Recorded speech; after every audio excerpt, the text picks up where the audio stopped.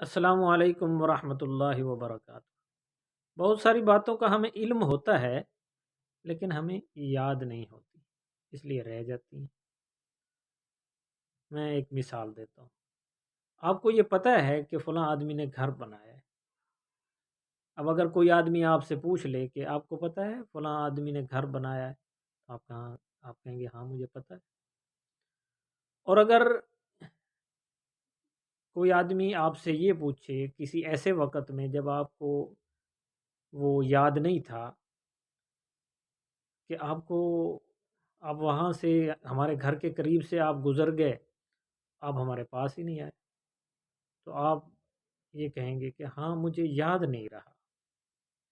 معلوم ہوا کہ بہت ساری باتوں کا علم ہوتا ہے مگر یاد نہیں ہوتی۔ تو ہم اگر یہ چاہتے ہیں کہ ہم نیکی کریں، بڑھ چڑھ کر نیکی میں حصہ لیں، تو کوئی ایسا آدمی آپ تیار کریں جو آپ کو یاد کرواتا رہے، یاد دہانی۔ میں اس کی ایک چھوٹی سی مثال دوں گا۔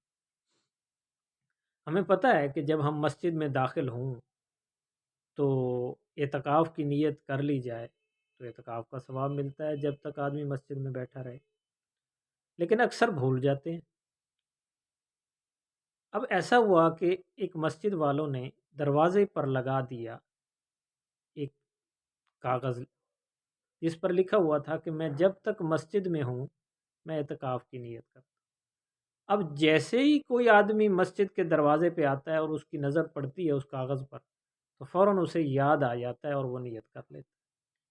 کئی دفعہ میرے ساتھ بھی ایسا ہوا۔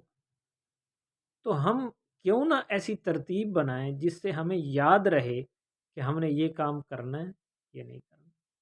اس کا طریقہ یہ ہوگا کہ ہم کسی ایسے آدمی کے ذمے لگائیں جو ہمیں یاد دہانی کرواتا ہے۔